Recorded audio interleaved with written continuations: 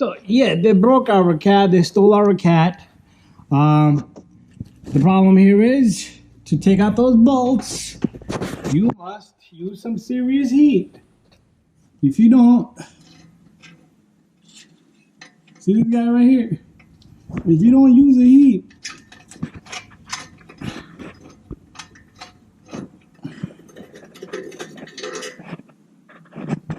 ooh, it's hot. So by heat, we used this mini ductor, okay? So what you want to do is you want to heat the bolts up. So what I'm doing here is I'm taking this guy and placing it right above the nut and bolt from the top. And you're gonna see some sparks. So I'm heating the crap out of it. And then I'm turning. I do have other videos. So if they stole your cat, that thing is not gonna be so easy to take off. And if you break those bolts, forget about it, it's over.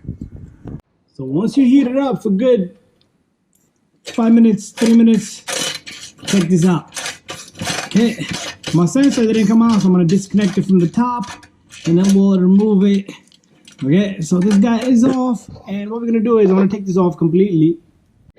Here it comes.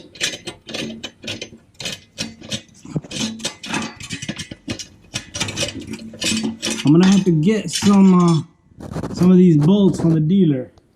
Okay, so we'll let that hang. I'm gonna disconnect that sensor from the top. Let's see what our donut looked like.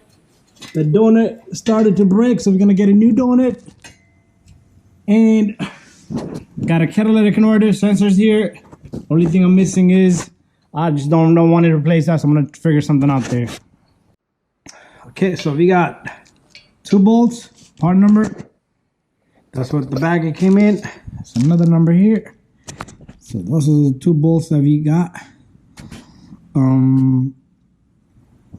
We got a spring. We bought 1 spring because 1 fell out, 1 is still good. Springs don't usually go bad. We got the donut gasket in here. Take a look. There you go. So we're gonna take this stuff, put it onto the car. Okay, so here's our donut in here. So yank it down, put the donut in. Make sure it fits in there nice and good.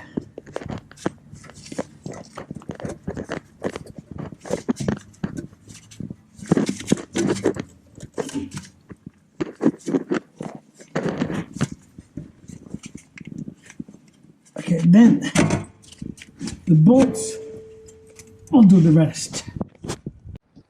And here comes the spring and bolts.